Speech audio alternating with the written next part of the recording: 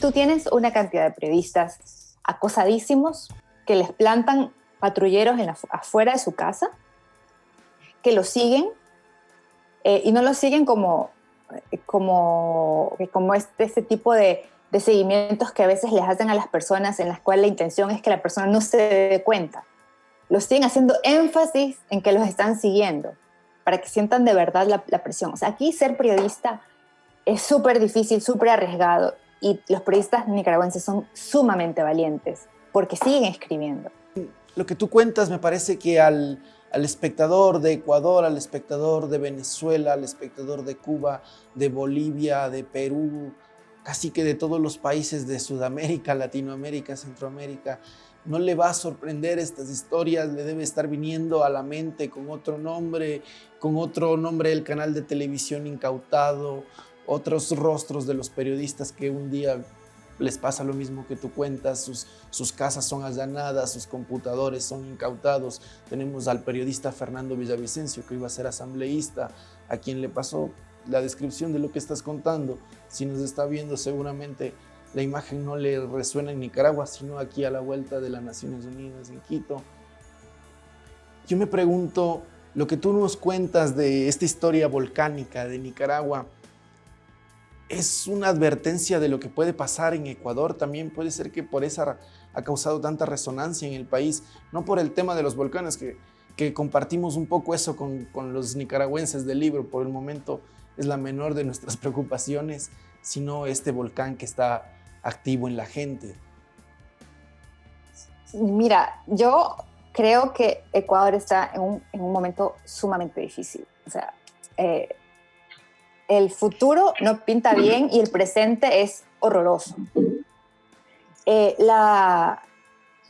gobierno no existe. No hay nadie que asuma el papel de líder. No hay nadie que haga caso. Porque no es que la prensa no ha dicho... Yo en Primicias, en El Universo, he estado... GK, o sea, por todos lados... Yo leo lo que ocurre en el Ecuador. El tema de las vacunas es increíble y no pasa nada. O sea, es una cosa que me deja absolutamente aterrorizada. La masacre de ayer, por favor, o sea, es que es como un lugar donde no hay ley. No hay ley, no hay gobierno, no hay control, no hay nada. Las amenazas de Abdalá Bucaram ocurren, tú las ves y no pasa nada, y no le va a pasar nada. O sea, y lo peor es que sabemos que no les va a pasar nada, que hay impunidad total. Y luego viene el futuro. O sea, el futuro, estás en unas elecciones que son terriblemente complicadas, y también está el peligro de volver a que el país esté de nuevo dirigido por Rafael Correa, y todos sabemos cuál es su sistema. Su sistema es igualito que el de Ortega: cooptar las cortes, cooptar el Congreso, la Asamblea, y no tener ningún tipo de oposición. Y eso no es sano. O sea, un gobierno necesita oposición, o sea, necesitan un equilibrio de poderes. Lo que hay en Nicaragua, que tiene 3 poderes, no es democracia. Y lo que intentaba hacer Rafael Correa también no es un proyecto democrático. Me venía la pregunta ahorita que estabas comentando de todas estas características de lo que pasa en Nicaragua. Primero, estamos claros entonces que en Nicaragua se vive una dictadura, aunque se disfraza de una presidencia con elecciones cada cierto tiempo. Sí, o sea, es una dictadura. No hay ningún tipo de contrapesos al Poder Ejecutivo. Cuando hubo una situación irregular, se creó un grupo paramilitar que actuó con total impunidad y mató gente. No hubo ningún tipo de intento de parte del Estado de precautelar la vida de los ciudadanos. No hay debido proceso. La gente los presos políticos están ahí y nadie garantiza sus derechos, y no garantizan que tengan ni siquiera derecho a un juicio, a una audiencia. Entonces no hay libertad de prensa. O sea, por un lado, se ahorcó tanto, tanto, tanto a la prensa tradicional que el Nuevo Diario, que era un diario muy bueno, cerró. No pudo aguantar la presión. La prensa sigue en pie, pero en muy malas condiciones, el diario La Prensa. Confidencial, como te dije, les robaron la redacción, todo, ellos siguen funcionando, pero siguen funcionando en el mundo virtual. Ellos tenían un programa, o sea, 2 programas, esta noche y esta semana, que salían en un canal de televisión. Pues el gobierno hizo un montón de presión para que no les alquilaran el espacio en ese canal de televisión. La mayor parte de los medios de comunicación en este país pertenecen a los hijos de Ortega y Rosario Murillo. Entonces, esa es la situación. Tienes todo cooptado y la gente no tiene derechos. O sea, aquí pueden entrar a tu casa, quitártela y no tienes a quién quejarte. Te pueden detener en la mitad de la calle y llevarte sin ni siquiera una orden de prisión y te meten a la cárcel y no hay quien te pueda defender. O sea, no hay derechos. Esto es una dictadura y la gente... para votar necesitas ciertos documentos que no te los dan si no perteneces, no tienes el carnet del partido. No se puede llamar una democracia algo así. Se ha pedido, la comunidad internacional han pedido reformas a la ley de elecciones, pero no hay tal. Y realmente hay mucha decepción y mucha desilusión de las personas. Porque en el 2018 sí hubo como una onda de optimismo de que quizás conseguirían librarse del sistema, librarse de la dictadura, pero al final no, al final la violencia se impuso.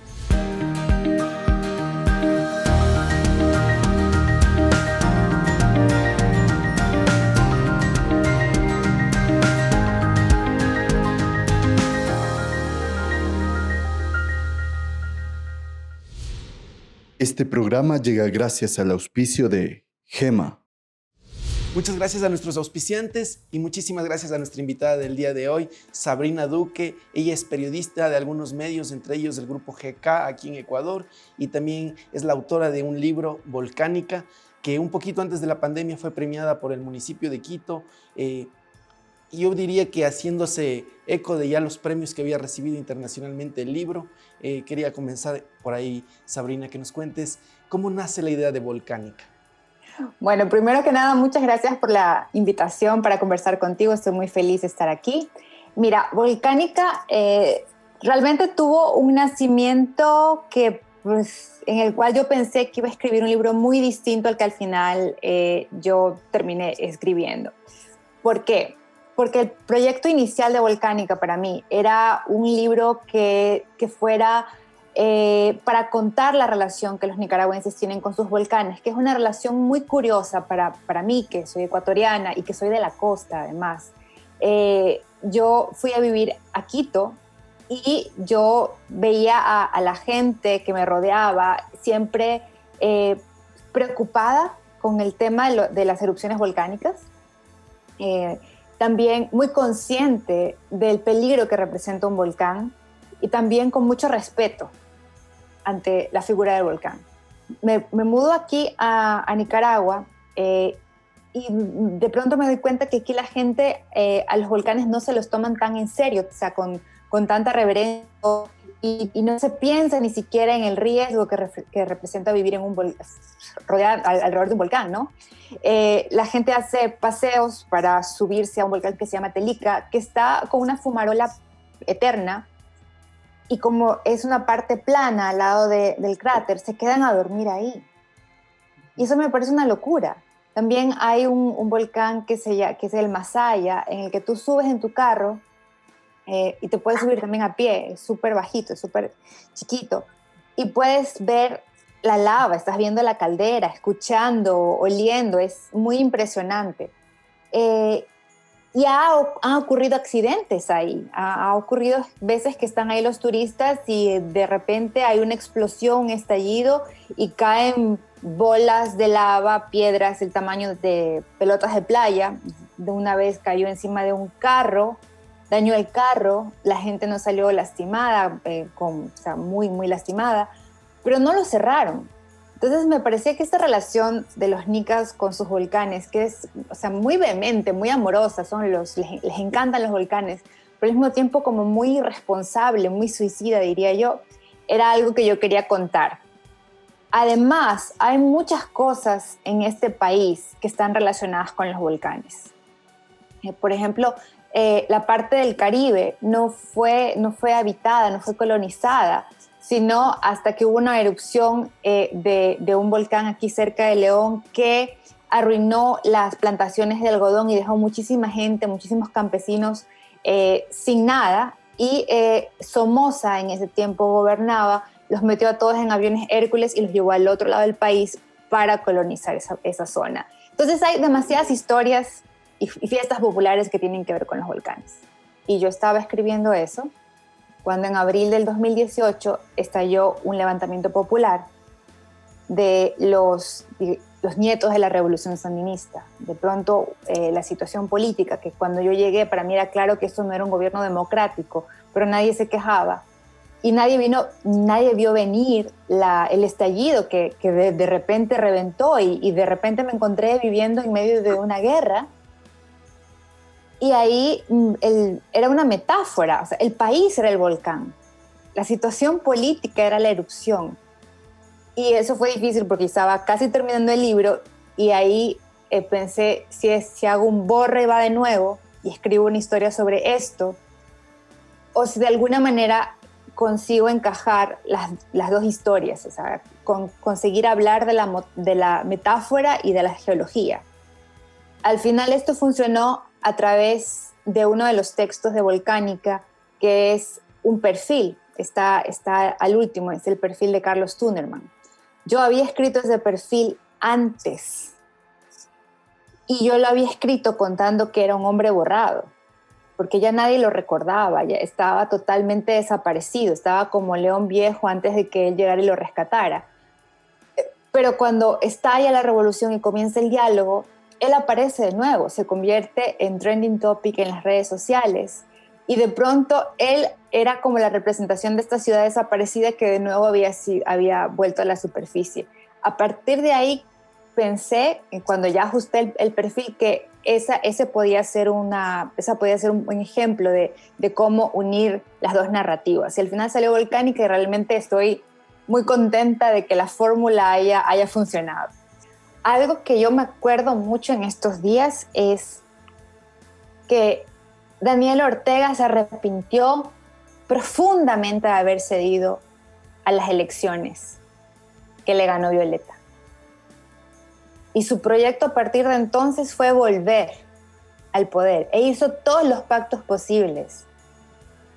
Se alió con Arnoldo Alemán, que hasta entonces era conocido como el presidente más corrupto de la historia de Nicaragua. Se alió, el tipo de izquierda se alió con alguien de derecha para conseguir una modificación para poder ganar las elecciones, solamente con la base de ellos. O sea, solo con el 30% ellos ganan las elecciones. Es como lo que ha pasado con el actual presidente, ¿no? Que es un sujeto que está en el ala de la izquierda, entendemos, ideológicamente, políticamente afiliado, pero que ha gobernado con una derecha que era oposición de la anterior. Y por eso te interrumpo aquí un poquito. Le invito a la gente que está en Ecuador a leer Volcánica, primero porque nos ayuda a entender esta historia de este país vecino del que no conocemos a veces, por el tema de los volcanes, como tú decías, de vivir entre volcanes que nos toca a los ecuatorianos, los del páramo y los de la costa, los de la selva, pero sobre todo porque yo cuando leía esto decía, es que Nicaragua es el claro ejemplo de lo que pasa en toda la región. Si uno leyera la historia de Nicaragua, podría anticipar un montón, porque ya estuvo la derecha con su líder, ya estuvo la izquierda con su líder, y han habido revoluciones que han sacado caudillos para matar del un lado al otro el barco.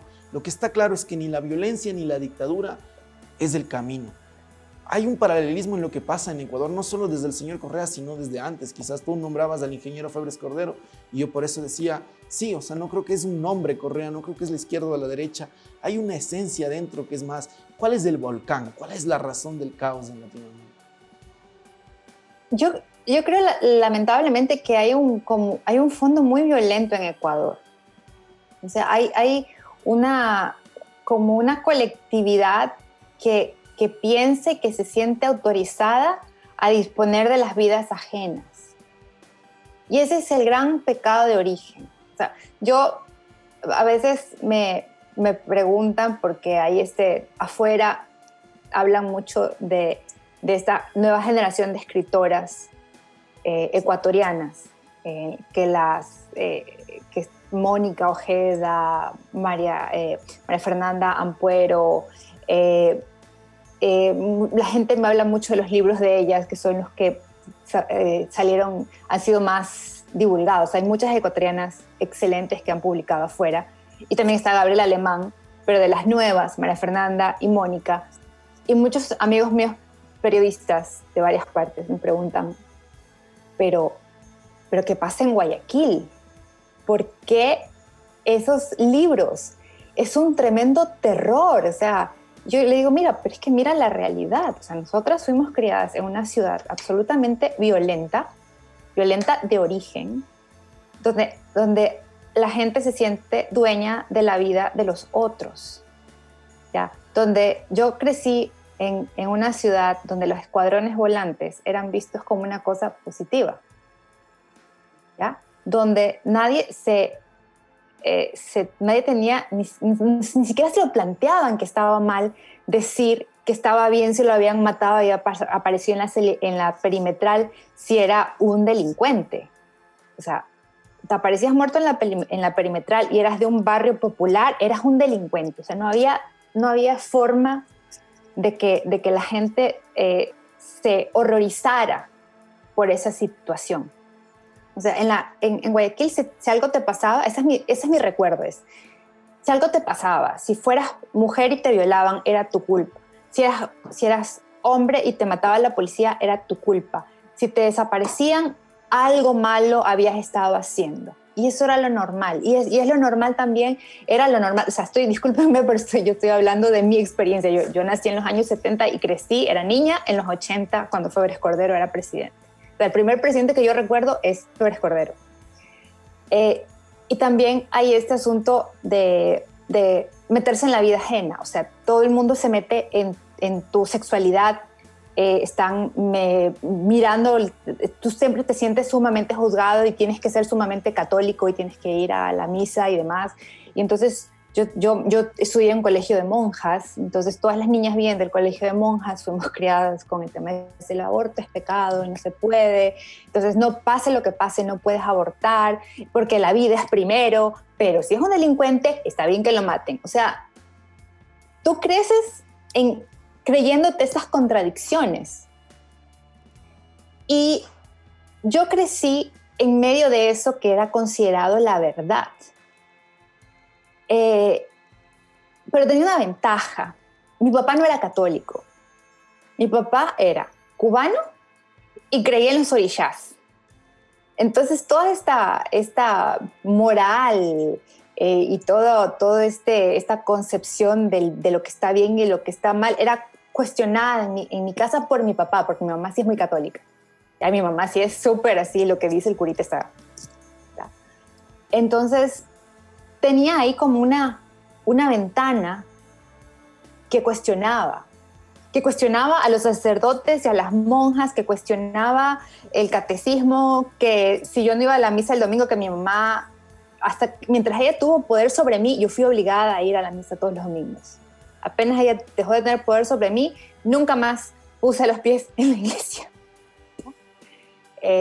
Entonces, yo tenía a mi papá que contradecía, a mi papá que cuestionaba la verdad oficial de todo el mundo. Entonces, eso para mí fue como una certeza desde muy pequeña que no había una verdad,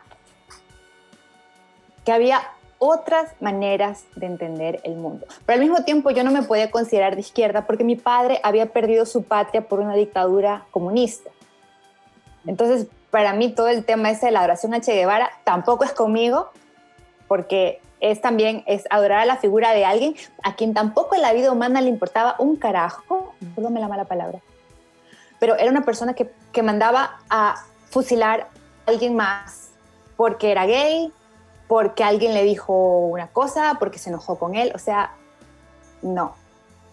Entonces, creo que eso lo que a mí me salvó fue tener a un padre que cuestionaba las cosas que para el resto de quienes me rodeaban eran la ley. Entonces, eso, o sea, yo crecí en una ciudad así de violenta y entiendo lo que pasó ayer. Entendí que ese horror que vi en muchas personas ayer que decían, pero no puedo creer que estén justificando una masacre. Y me pareció totalmente lógico desde la cabeza de alguien que fue criada en Guayaquil en los años 80 que haya gente que justifique la masacre. Y totalmente lógico que haya gente que salga a protestar en las calles en contra de las abortistas, porque la vida es primero, pero después defiendan con uñas y dientes también que haya una ley de pena de muerte.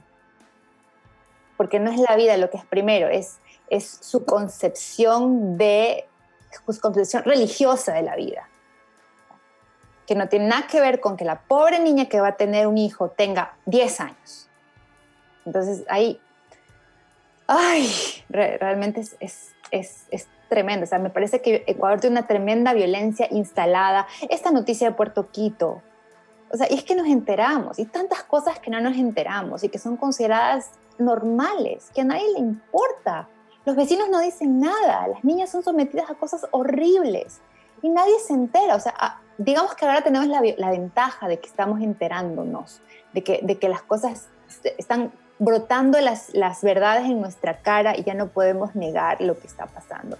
Pero hay una tremenda violencia que como país deberíamos, no sé, tener unas sesiones así de terapia para poder exorcizar lo que estas convicciones que nos llevan como sociedad a justificar el imponerte sobre el otro, en el machacar y maltratar al que es diferente, al que tú no estás de acuerdo con él, que es una cosa que hemos visto, o sea, desde Febres Cordero a Rafael Correa es eso, o sea, si no estás conmigo, estás contra mí, si estás contra mí, entonces eres mi enemigo y el enemigo hay que aniquilarlo, tanto por la palabra, que Correa aniquiló mucho a la gente por la palabra y la exhibición de sus caras y sus nombres en las sabatinas, como por los desaparecidos de Febres Cordero.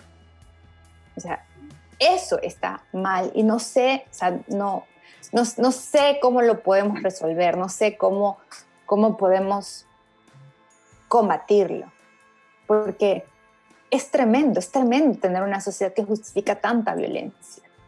Yo he leído de la historia ecuatoriana, obviamente, antes del año en el que nací, en el 91, pero para todos los que nacimos en el 91 y si no hemos leído, no hemos visto los reportajes televisivos, capaz que un escuadrón volante te suena, no sé, a un platillo volador, a un frisbee que tú te lanzas. No quiero puntualizar con los escuadrones volantes, pero sí con la idea de, ¿tú crees que la gente cambia? Porque, por ejemplo, el dictador Ortega tuvo 15 años para, entre comillas, prometer el cambio, como tú decías, incluso se alió a la otro bando ideológico con el que había llegado, pero lo cierto es que no ha cambiado, solo ha corregido los errores que le impidieron quedarse en el poder como él sueña. Hubo el presidente Alan García, que también volvió al poder una segunda vuelta con un cambio que lo llevó a suicidarse cuando la justicia ya lo estaba acechando, y así hemos visto 1000 casos, nos podemos pasar la noche. ¿Tú crees que aquel personaje que lideraba los escuadrones volantes de tu juventud ha cambiado? ¿Tú crees en él?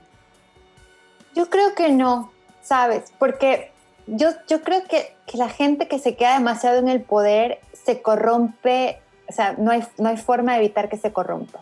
El poder es una locura, el poder es una enfermedad mental. O sea, la única forma es irte. Exacto, o sea, una persona, a ver, ¿qué persona, o sea, te parece decentes? Los expresidentes que se quedaron siendo expresidentes y volvieron a dar clases o se pusieron a escribir libros, esas me parecen personas decentes. Estuvieron 4 años en el poder, porque antes en Ecuador lo normal era eso, eran 4 años y chao, que es súper sano, y luego volvían a su vida y se convertían como en estas figuras así un poco de referencia.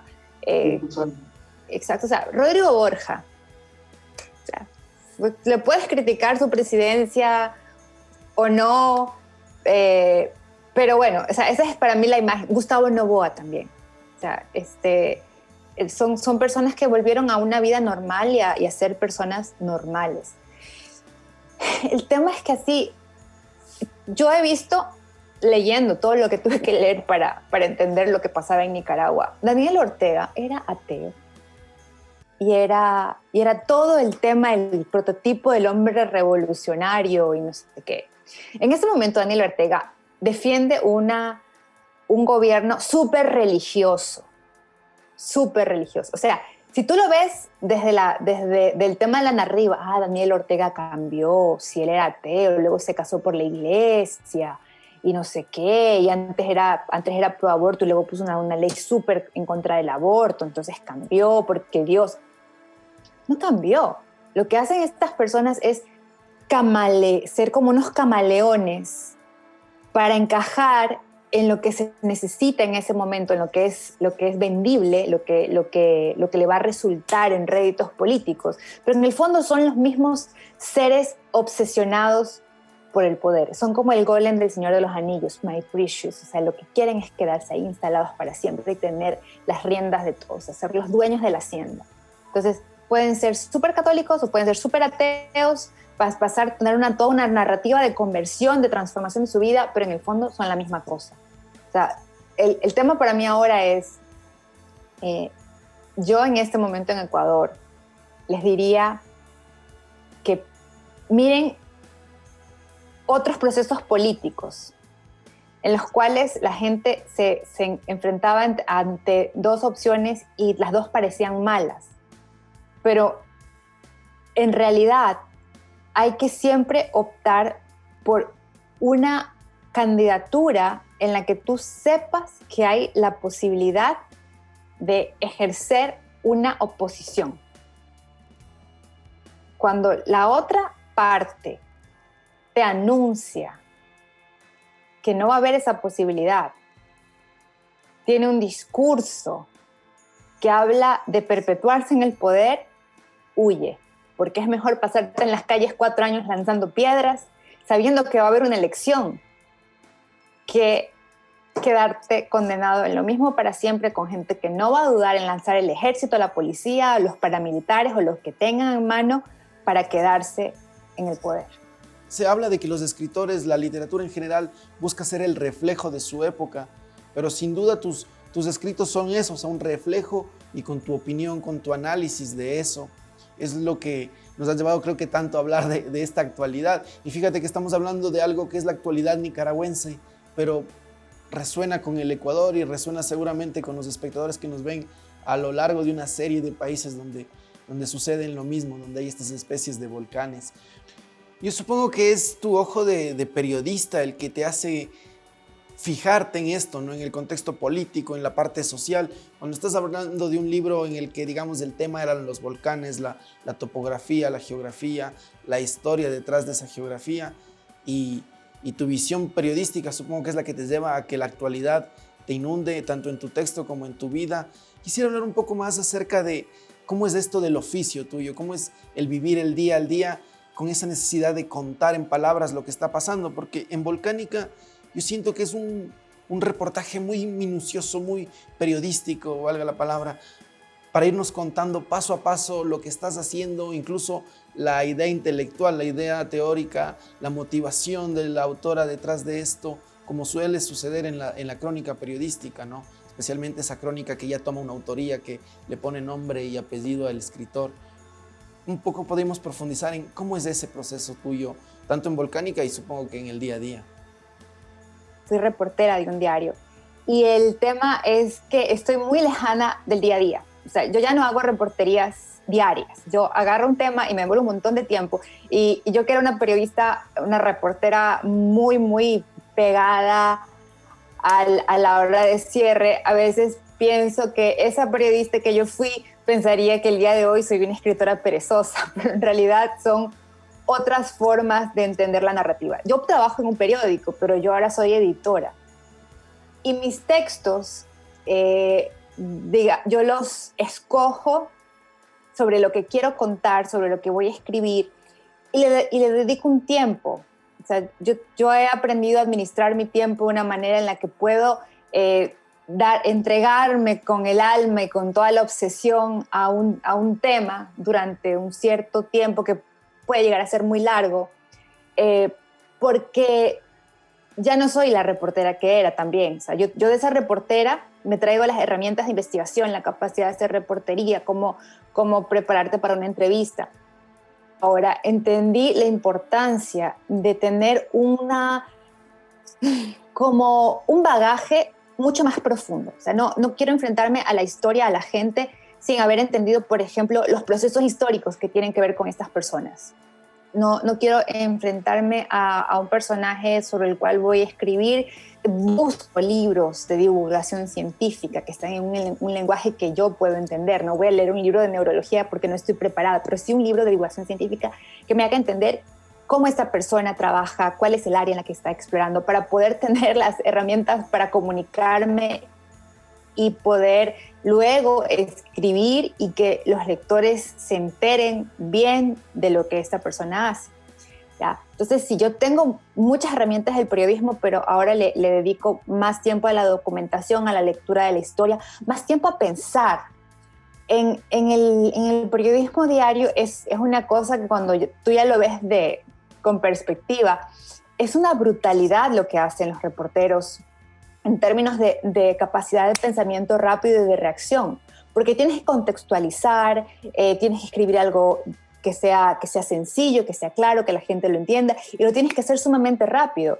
Y eso es un gran talento, pero yo no estoy escribiendo noticias ya, yo estoy escribiendo historias. O sea, yo llego a los lugares cuando quizás las cosas no acaban de pasar, o son cosas que ya están tan naturalizadas que a nadie le importan.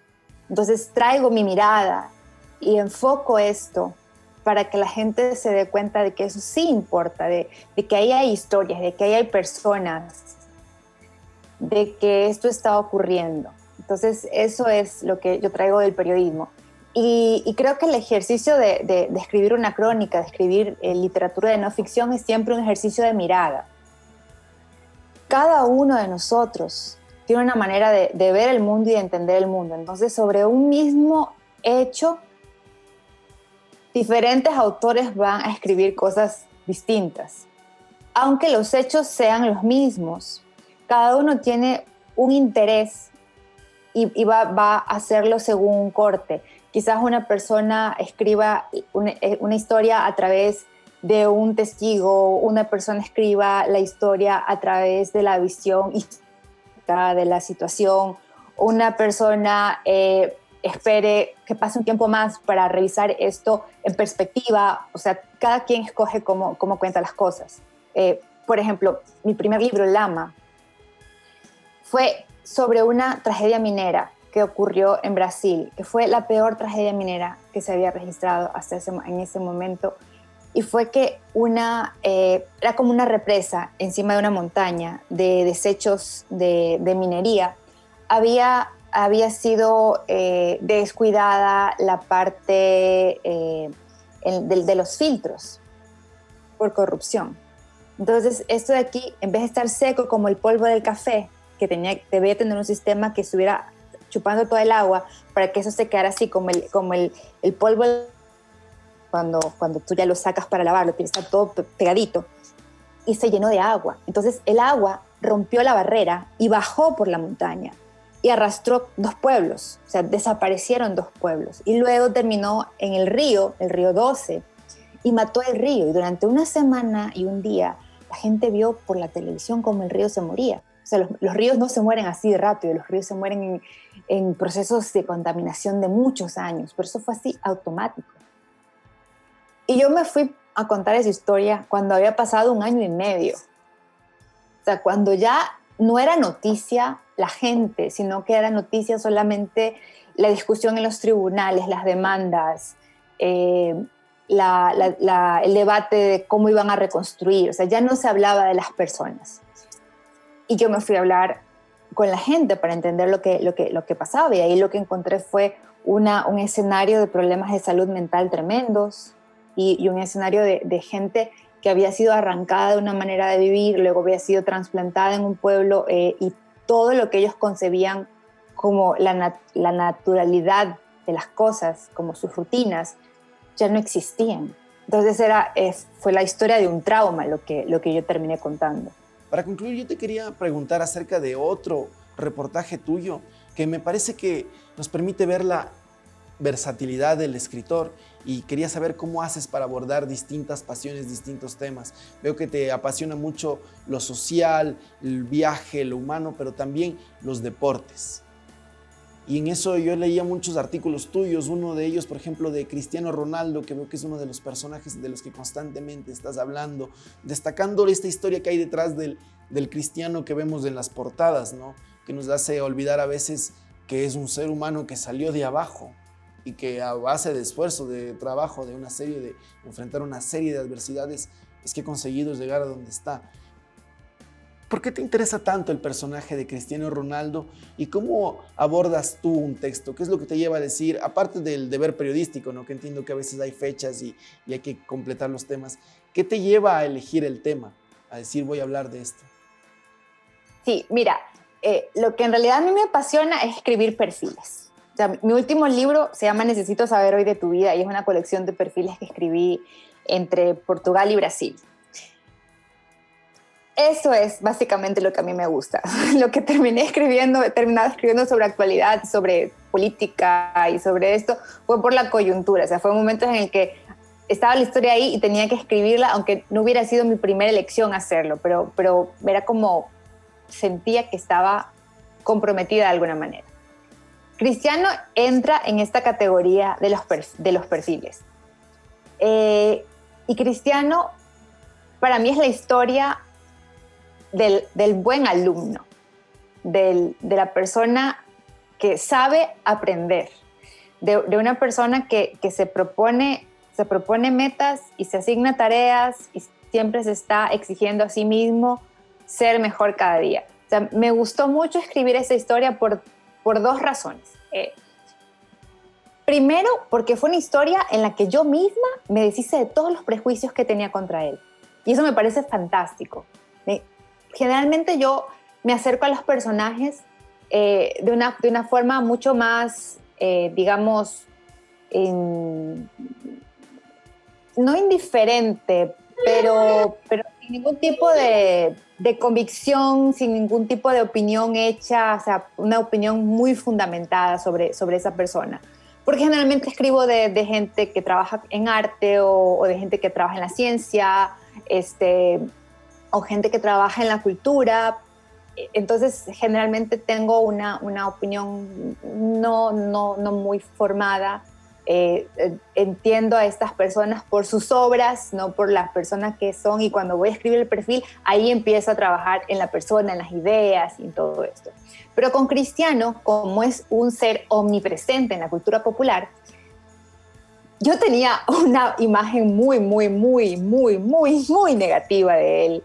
Y yo acababa de llegar a Portugal, entonces estaba entendiendo ciertos códigos culturales en los que me fui dando cuenta de que no era la arrogancia lo que Cristiano Ronaldo tenía, sino que Cristiano Ronaldo era portugués. Los portugueses no tienen ningún tipo de falsa modestia, y cuando ellos consideran que son los mejores en algo, ellos te lo dicen sin ningún problema. No se ven de ninguna manera avergonzados por decirlo, porque eso no existe para ellos. Es como un asunto de bien o mal. Ellos son muy literales, entonces las cosas te las dicen claro. Y yo conocí a Cristiano a través de sus maestros. Entonces tú ves, conocer a esta gente que lo ha visto desde niño, que lo ha visto crecer, y ver la relación que él sostiene hasta el día de hoy, que es una superestrella, con ellos, esto de ir siempre a buscarlos, de llevarlos a donde él está, de estar constantemente buscando el consejo y el apoyo del maestro, es algo que me impresionó sumamente bien. Y otra cosa que me gustó mucho de este perfil fue que fue mi debut en Etiqueta Negra, que ha sido la escuela de mi vida, y fue como marcó el nacimiento de la escritora que soy ahora. Porque antes de este texto, yo era una reportera. Y luego de este texto ya no lo fui. O sea, entendí otra manera de abordar los temas y comencé a escribir perfiles en los que juegan más las ideas y los otros personajes alrededor de la columna vertebral de lo que quiero contar. Esto que estás contándome de cómo haces los perfiles en los que trabajas, me recuerda un poco a lo que mencionas en el libro de Volcánica, de la diferencia entre viajar e ir de viaje o ir de turista, dices tú. La diferencia que existe de ir de viaje o ir de turista. Entiendo que cuando haces un perfil sería un poco como ir a hacer este viaje, ¿no? En el que te adentras en el personaje, ir a habitar Portugal, su mundo, ir a buscar a los maestros de Cristiano Ronaldo que lo formaron. ¿Qué otros elementos, qué otras cosas implica ir de viaje y no de turista a la hora de hacer un perfil? Sí, ir de viaje significa mirar el paisaje, mirar a la gente, quedarte, ejercer mucho la mirada, pensar mucho, o sea, no quedarte como en la postal, en la tarjeta postal, en el lugar común que todo el mundo ya ha visto, que todo el mundo ya te ha dicho, sino ir más allá, explorar por ti mismo lo que es. Si yo me hubiera ido de turismo a Cristiano Ronaldo, hubiera escrito exactamente lo que yo pensaba de Cristiano Ronaldo. Y hubiera buscado gente que apoyara mi tesis sobre Cristiano Ronaldo. O sea, hubiera buscado un montón de comentaristas deportivos argentinos o algo así para hablar de el enemigo de Messi o una de esas maneras. Pero lo que yo hice fue irme a explorar terreno desconocido y a conversar y a entender, a documentarme muchísimo, no dejar que te lleven de la mano, porque el turismo, aunque tú vayas solo, es dejarte conducir como por caminos que ya han sido abiertos. Entonces tú vas lleno de referencias y te dicen, tienes que ir a comer en tal lugar y tienes que hacer tal cosa y tienes que hacer tal otra. Y la gente no lo hace de malo, sino que quiere que tú compartas una experiencia que fue positiva para ellos. Entonces tú cuando estás en el turismo, tú te dedicas a eso, o sea, a estas experiencias y vas acumulándolas, pero no exploras lo que hay más allá, no te sientas a hablar con la gente, o sea, la gente local es como, siempre, la gente local para ti es siempre la persona que trabaja en el servicio turístico, o sea, toda la gente que tiene contacto contigo a través de esto, pero no te vas a ir a meter a un lugar que no esté dentro del itinerario para sentarte 2 horas a conversar con una señora que trabaja en una cosa que no tenga que ver con el turismo, para entender un proceso cultural de ese pueblo. Entonces, esa es la diferencia. Uno no se va por el camino ya marcado, sino que uno se va a explorar y a conocer cosas de las que no te han hablado. Uh-huh.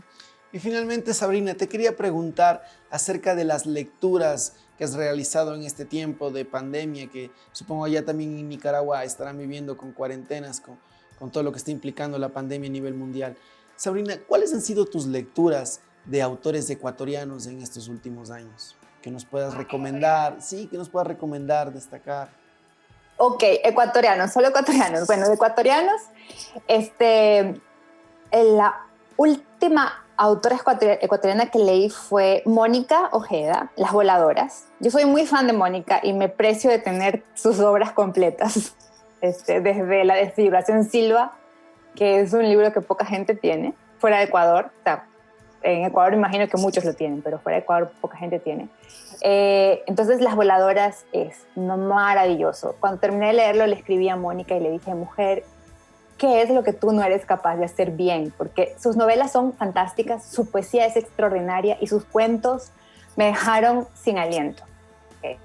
Estoy esperando con muchas ansias el nuevo libro de María Fernanda Ampuero, que son Sacrificios Humanos, también sale por Páginas de Espuma. Dicen que es mejor que Pelea de Gallos, o sea que mis expectativas están altísimas y estoy emocionadísima. También, ¿quién más de ecuatorianas durante la pandemia? Es que he leído muchas autoras ecuatorianas, pero fue antes de comenzar la pandemia, porque estuve en la Feria de Quito en el 2019 y compré libros de Daniela Alcíbar Belolio, que es extraordinaria.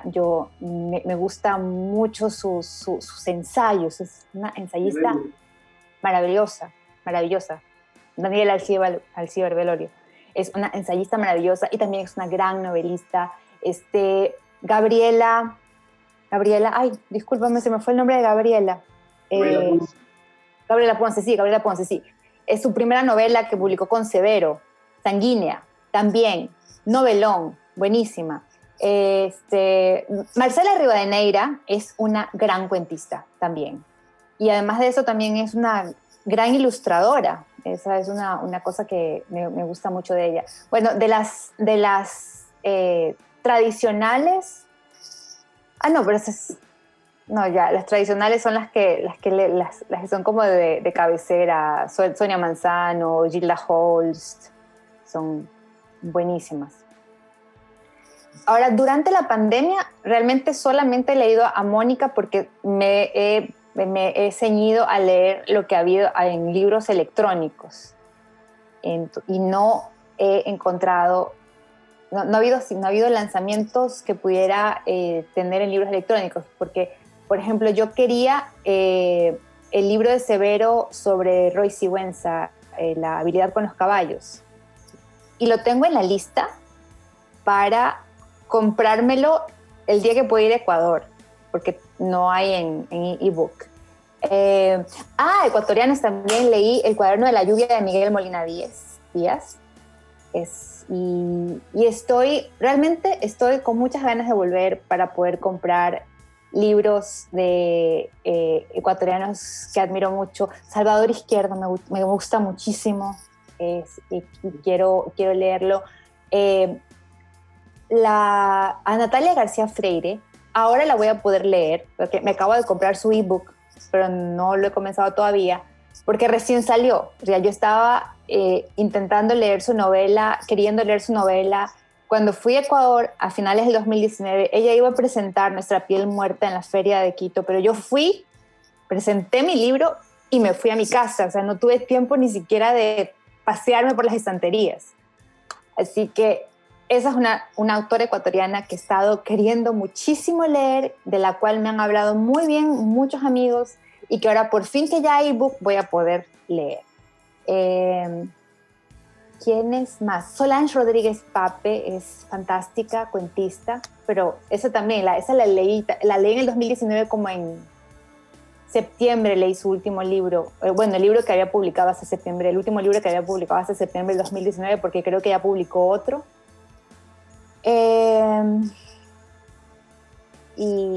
Y seguramente me van a querer matar porque me estoy olvidando de algunas, pero me gusta mucho la gran cantidad de autoras y autores ecuatorianos que hay. Leí la nueva novela de Eduardo Varas, que está por salir, porque tuve el honor de que me la enviara para leer. Se llama Esas criaturas. La recomiendo mucho. Ahora ya está pasando por el proceso de edición y va a salir publicada por Cadáver Exquisito Ediciones. Y ese fue un libro ecuatoriano que disfruté muchísimo, y creo que el final va a dejar a mucha gente entre satisfecha y horrorizada.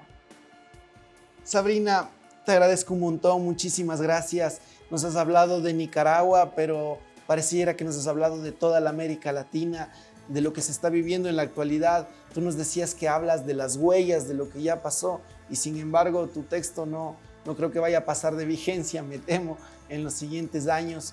Muchísimas gracias por dejarnos ya escrito las advertencias, las señales de estas fumarolas, de este volcán que estamos viviendo en toda la América Latina. Un gusto, esta es tu casa. Cuando puedas venir a Quito, aquí en Book 593 te esperamos, y esperamos el siguiente libro para poder volver a conversar contigo. Ya está, lo acabo de publicar Siamesa, ahí en Ecuador. Este es un libro que estoy publicando por partes. Ya salió en Centroamérica, ahora ya salió en Ecuador. Va a salir en España de aquí a un par de meses, pero en Ecuador lo puedes conseguir. Es una edición lindísima. Mira, me lo mandaron, lo tengo aquí. Está en todas las librerías. Lo puedes ir a buscar a Rayuela. por ejemplo, y le mandas un beso a la Mónica Barea de mi parte. Muchísimas gracias, Sabrina. Ya nos dejas con la nueva tarea y en el canal vamos a estar pronto con la reseña también de tu nueva obra y también vamos a estar igual pronto con Mónica Barea aquí que nos cuente de su experiencia de la escritura y con otros autores. Entonces, no se pierdan de Books 593 Escuela, el programa que aquí desde la mitad del mundo pone al planeta a leer, y muchas gracias también a nuestros auspiciantes por permitirnos llegar con este espacio. Books 593.